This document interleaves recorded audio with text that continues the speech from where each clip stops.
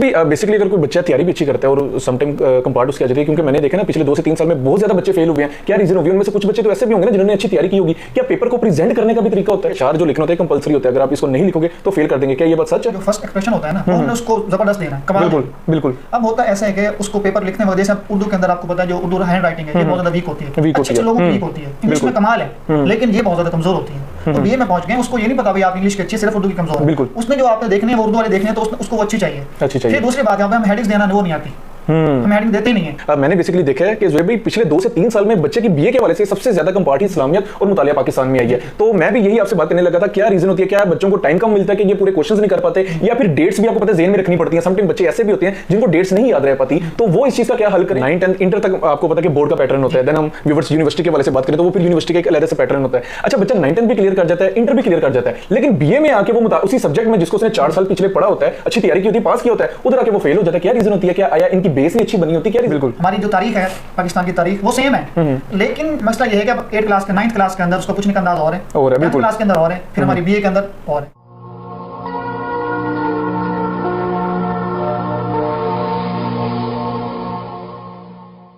तो हाफिज भी बेसिकली अगर कोई बच्चा तैयारी भी अच्छी करता है और समटाइम कंपार्ट उसकी आ जाती है, क्योंकि मैंने देखा ना पिछले 2 से 3 साल में बहुत ज्यादा बच्चे फेल हुए हैं। क्या रीजन होगी? उनमें से कुछ बच्चे तो ऐसे भी होंगे ना जिन्होंने अच्छी तैयारी की होगी। क्या पेपर को प्रेजेंट करने का भी तरीका होता है? बिल्कुल जी। देखें, पेपर चेक करने वाला जो होता है, हम उसको जो फर्स्ट एक्सप्रेशन होता है ना, वो हमने उसको जबरदस्त देना है, कमाल। बिल्कुल बिल्कुल। अब होता ऐसा है कि उसको पेपर लिखने में, जैसे उर्दू के अंदर आपको पता है जो उर्दू हैंड राइटिंग है ये बहुत ज्यादा वीक होती है, अच्छे लोगों की वीक होती है। इंग्लिश में कमाल है लेकिन ये बहुत ज्यादा कमजोर होती है। तो बीए में पहुंच गए, उसको ये नहीं पता भाई आप इंग्लिश के अच्छे, सिर्फ उर्दू की कमजोर है। बिल्कुल। उसने जो आपने देखने हैं वो उर्दू वाले देखने हैं, तो उसको वो अच्छी चाहिए। फिर दूसरी बात यहाँ पे हम हेडिंग्स देना वो नहीं आती, हम हेडिंग देते ही नहीं है। बिल्कुल। अब देखिए 20 नंबर का सवाल है, कम से कम उसकी 5 शीट तो बनती है ना, यूनिवर्सिटी शीट जिस पर उसमें पेपर देना है। हम 2 शीटों में एक लंबा बिल्कुल यानी कि बगैर हेडिंग के जवाब लिख देते हैं। अच्छा, ये बात बीए के वाले से हो रही है ना? 9, 10 का तो मतलब तकरीबन 1 से 1.5 पेज इनफ होता है, इनफ होता है, लेकिन उसके अंदर हेडिंग देना बहुत जरूरी है। अच्छा हाफिज भी एक और चीज, बच्चे बड़े कंफ्यूज हो जाते हैं। अक्सर बच्चे वो इंग्लिश में रख लेते हैं लेकिन बाद में उनसे प्रिपरेशन नहीं हो पाती, और उनसे रीजन पूछते हैं तो वो यही कहते हैं कि हम उर्दू में हमने इसलिए नहीं रखा कि हम जितना भी लिख रहे हैं हमारे नंबर जरूर काटेंगे ये लोग। तो हाफिज भी आप क्या तरजीह देंगे? बच्चे बड़े कंफ्यूज भी होते हैं कि उर्दू मीडियम सही रहता है कि इंग्लिश मीडियम सही रहता है? देखिए, इंग्लिश मीडियम के स्टूडेंट्स मेरे पास हैं भी सही, मैंने उनको तैयारी भी करवाई है, लेकिन मसला उनको यही सेम बन जाता है कि वो भी पास नहीं कर पाते, क्योंकि हिस्ट्री है, इसके अंदर वर्डिंग मुश्किल है, तारीखें हैं, पस मंजर है पीछे। सबसे पहली बात तो है कि हमें तारीखी पस मंजर को देखना पड़ेगा, हमें पाकिस्तान की हिस्ट्री को पढ़ना पड़ेगा, वो एक नक्शा हमारे ज़हन में बैठ जाएगा, हमारे लिए कुछ मुश्किल नहीं है। फिर चाहे वो अगर ये सारी चीज़ें हो, चाहे वो इंग्लिश मीडियम का हो या उर्दू मीडियम का हो, उसके लिए पढ़ना आसान है, लेकिन उर्दू मीडियम के बनस्बत इंग्लिश मीडियम वालों को ज़्यादा मुश्किल पेश आती है। बिल्कुल ज़्यादा। तो मेरा उनको यही मशवरा है कि अगर उर्दू मीडियम में ही रखें और पाकिस्तान की हिस्ट्री को थोड़ा सा पढ़ें तो उनके लिए सब चीज़ें आसान। बिल्कुल। अच्छा हाफिज भी एक और बात हमारे व्यूवर्स को क्लियर कीजिएगा बकायदा, क्योंकि आपको पता है इंटर का भी पेपर आने वाला है और 9, 10 के हवाले से भी आई थिंक ये बात बहुत ज्यादा अहमियत की हामिल है, और बीए के हवाले से भी। अब इसमें कोई मारूफ शख्सियात के हवाले से क्वेश्चन आ जाता है, इसमें इलामा इकबाल आ गए, कायदे आजम आ गए, सर सैयद अहमद खान साहब आ गए। अगर बच्चे को इनकी डेट ऑफ बर्थ, पैदाइश की इनकी तारीख भूल जाती है, ये बाज ऐसे खुतबे हैं जिस तरह खुतबा इलाहाबाद है, आपको पता है इलामा मोहम्मद इकबाल साहब ने बताया, अब उसकी डेट वगैरह भूल जाते हैं, तो क्या उस चीज को ये लिख सकते हैं कि अगर डेट नहीं आती तो वो चीज भी ना लिखें? नहीं, देखें, अगर तो वो तारीख पूछे तो फिर तो लिखना जरूरी होती है, लेकिन हर एक की तारीख बताना, तारीख पैदाइश बताना, तारीख वफात बताना ये जरूरी नहीं होता। बेसिक क्लासों में होता है, बेसिक क्लासों में होता है, लेकिन हमारे इंटर के अंदर बीए के अंदर जरूरी नहीं होता। अच्छा, 9, 10 में अगर आपको करना लाइक आपके लिए कंपलसरी है, आपको करना चाहिए, आपको करना चाहिए, लेकिन अगर नहीं, अगर डेट ऑफ बर्थ नहीं उनकी याद, अगर तारीख वफात नहीं याद, तो उसको आप अटेम्प्ट इस तरह करें जवाब को कि वाकई लगे किसने कुछ लिखा है, इस अंदाज से उसको शुरू करें, और उसका जो इख्तिताम है वो इस अंदाज से शुरू करें कि वाकई लगे कि अच्छा उसने जवाब लिखा होगा। मतलब अगर इनकी डेट्स भूल भी जाता है तो इस अंदाज से पेपर को पेश करें तो उसके लिए इशू नहीं होगा, मसला नहीं है, क्योंकि बेसिक जो होते हैं ना, हमारे 9, 10 क्लास हो गई, मैट्रिक हो, इस इंटर हो गई, इसके अंदर बाकायदा तारीख पैदाइश इसकी एक हेडिंग बनती है, तारीख वफात की भी हेडिंग बनती है, ठीक है। अब वो तो उनको याद रखना चाहिए क्योंकि हमारी ये कौमी शख्सियात, इनको याद रखना चाहिए, लेकिन अगर नहीं भी याद आ रही तो आप वो हेडिंग ही ना बनाए, फिर ऐसा ना करें कि हेडिंग बना ली उसमें लिखा नहीं। लिखा नहीं, बिल्कुल जी। हेडिंग्स तो आपको पता है बीए में तो खैर बहुत ज्यादा जरूरी होती है, लेकिन इसकी बेस जो बनती है बेसिकली 9-10 से स्टार्ट हो जाती है। बिल्कुल। अच्छा हाफिज भाई, बेसिकली एक चीज हम बहुत ज्यादा देखते हैं, बच्चे इस हवाले से भी बहुत ज्यादा पजल हो जाती हैं कि ये जो पेपर होते हैं जिसमें हम इस्लामियत के हवाले से बात कर लें, मुतालिया के हवाले से बात कर लें, क्या ये वाकई 5 साल में से आते हैं कि नहीं आते?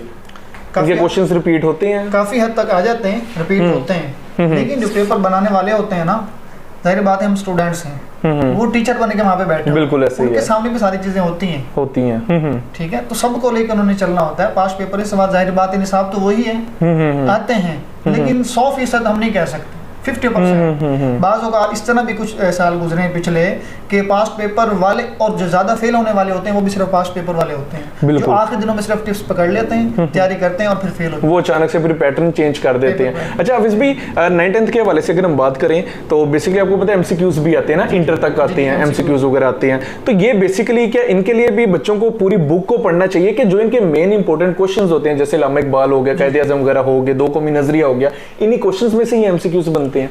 देखें, ये चीज़ें डिपेंड करती है पढ़ाने वाले के ऊपर। आपको पता है पहले ऐसा हुआ करता था, बल्कि अभी भी है, काफ़ी जगहों पे देखा है, जब टीचर पढ़ा रहा है क्लास के अंदर, तो वो बच्चों को तरगीब देता था कि भाई आपने कच्ची पेंसिल, लेड पेंसिल ही आपने साथ लेके बैठनी है, मेन पॉइंट आप उनको हाईलाइट कर लें, तो वही आपके एमसीक्यूज हैं, वही एमसीक्यूज हैं, बिल्कुल उन्हीं से एमसीक्यूज बनने हैं। तो इन मेन पॉइंट को हम याद रखेंगे, हाईलाइट कर लेंगे, तो तैयारी करते वक्त हमें सिर्फ इन मेन पॉइंट को देख लें, क्योंकि हमारे सामने होती है उसकी, तो मेन पॉइंट्स को देखेंगे तो हमारे पेपर बहुत आसानी, इसमें से हमारे मुख्तसर सवालात भी हल हो जाएंगे और जो है हमारी मारूजी भी हल हो जाएगी। अगर हम और लॉन्ग क्वेश्चन के अंदर से ही बिल्कुल लॉन्ग क्वेश्चन करेंगे तो हमारी सारी चीजें क्लियर हो जाएंगी। तो हाफिज भाई, जाने से पहले हमारे व्यूवर्स को जो कि 9-10 के हवाले से हैं, बोर्ड के हवाले से, यूनिवर्सिटीज़ के हवाले से, इनको इस सब्जेक्ट के हवाले से क्या एडवाइस देंगे, क्या पैगाम देंगे, और कौन सी ऐसी 2 से 3 कोई टिप्स बताएंगे कि वो बच्चा किस तरीके से प्रिपरेशन करके तो उसकी कंपार्ट नहीं आ सकती? सबसे पहली बात तो यही है कि देखें, मुतालिया पाकिस्तान, पाक स्टडी है, हमने पाकिस्तान की हिस्ट्री को पढ़ना है। जस्ट पेपर के लिए हम ये नजरिया लेकर बैठे हैं, ये अपना एक वो मकसद बनाए कि हमने पाकिस्तान की हिस्ट्री को मुकम्मल पढ़ना है। इसके अंदर हमारे सामने पाकिस्तान की इब्तदाई मुश्किलात, जो आजकल हम पाकिस्तान की हमारे वैल्यू नहीं है ना, हमें इज्जत नहीं, वो कदर नहीं है ना, हमारी कदर नहीं है कि किस तरह पाकिस्तान को किन मुश्किलात से गुजरे हैं हमारे बड़े, इन्होंने कुर्बानियाँ दी हैं, कितने शहीद हुए, ठीक है, और कितनी कुर्बानियाँ हैं उनकी हैं। फिर जब पाकिस्तान वजूद में आने के बाद जो इब्तदाई मुश्किलात हैं, जो हमें हर चीज़ से महरूम रखा गया, जो चीज़ देने के साइन भी हो चुके थे वो भी हमें नहीं दी गई, ये चीज़ें सामने आएंगी तो जाहिर बात है हमें इन चीज़ों की कदर भी होगी अपने, और हमारा जो है असल जो है मकसद ये पाकिस्तान का मुतालिया सारा हमारे सामने आएगा और हमारी तैयारी भी होगी। बिल्कुल। और इसी हवाले से देखें, जब आप शुरू करें ना किसी चीज़ को, जैसे उसको पेपर के लिए तैयार ना करें, अपने फ़ायदे के लिए, नॉलेज के लिए पढ़ रहा हूँ तो मुझे इससे कुछ मिलेगा, मुझे मेरे अंदर कोई तालीमी जज्बात पैदा होंगे, कोई मुझे इससे यानी कि काफी ज्यादा फायदा होगा पेपर के अलावा भी। बिल्कुल ठीक है। देखिए एक मुझे यहाँ पे बात याद आई कि एक गाड़ी में सफर कर रहे थे, तो उनसे ना एक स्टूडेंट साथ बैठा, तो एक बाबा जी बैठे थे ना साथ। अच्छा। तो उन्होंने कहा बेटा क्या कर रहे हो? उन्होंने बताया मैं यानी कि एमफिल कर रहा हूँ। तो कहा कि इतने पढ़ने की क्या जरूरत है, नौकरी करनी पढ़ लिख के। तो जो बच्चा था ना वो वाकई पढ़ने वाला बच्चा था। उन्होंने कहा बाबा जी मैं नौकरी के लिए नहीं पढ़ रहा, तालीम से इंसान के अंदर शऊर पैदा होता है, शऊर पैदा करने के लिए पढ़ रहा हूँ। क्या बात है, क्या बात है। बिल्कुल क्या खूबसूरत, ये वो होते हैं पढ़ने वाले तालिब, बिल्कुल ये यानी कि वो होते हैं व्यूज, वो इस तरह इस चीज को लेकर चलते हैं। बिल्कुल यहाँ पे असल में हमारी भी बात इस तरह ही होनी चाहिए कि हम जिस चीज को भी पढ़ें जस्ट पेपर की हद तक ना रखें, बल्कि उससे कुछ सीखें, उसको अपने जामा भी पहनाएं। बिल्कुल, क्योंकि हाफिज भी यहाँ पे अक्सर बच्चे 3-3, 4-4 दिन पहले पढ़ तो लेते हैं, पास भी कर जाते हैं, लेकिन नॉलेज, आपके वाली बात है कि नॉलेज नहीं वो उनके पास होता। तो मेरे ख्याल से बिल्कुल जी, और फिर कहीं पे वो कहते हैं हम इतना पढ़ लिए हमें नौकरी नहीं मिलती। बिल्कुल, कैसी नौकरी दें, आपको नॉलेज ही नहीं है, वो तालीमी शऊर ही नहीं है। बिल्कुल। तो इसी वजह से भाई आजकल ये नौकरियां इसी वजह से मुश्किल हुई है कि हमारे अंदर कुछ है नहीं। बिल्कुल। और मेरे ख्याल से बिल्कुल हाफिज भी इसको रट्टा लगा के नहीं, बल्कि कॉन्सेप्चुअल तरीके से अगर पढ़ा जाए तो वो तो बच्चे की ना कंपार्ट आ सकती है, बहुत ज्यादा हेल्प होती है। साहब के पास बच्चा आता है, मैं आपकी बात कर रहा हूँ इसी हवाले से जो आपने रट्टे का लफ्ज बोला है।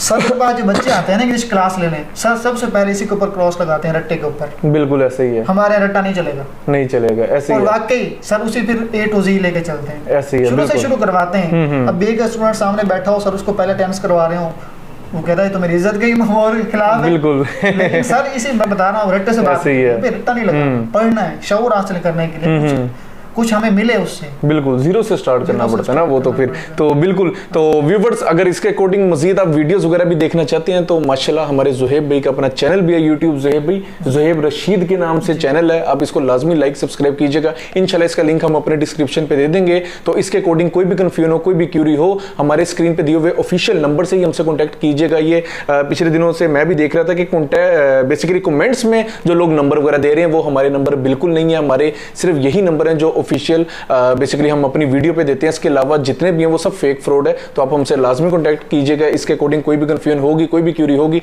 इंशाल्लाह एज सून एज पॉसिबल हमारी टीम इसका रिप्लाई जरूर करेगी। तो इसी के साथ अपने मेजबान अब्दुल्ला तनवीर को इजाजत दीजिए। अल्लाह निगहबान।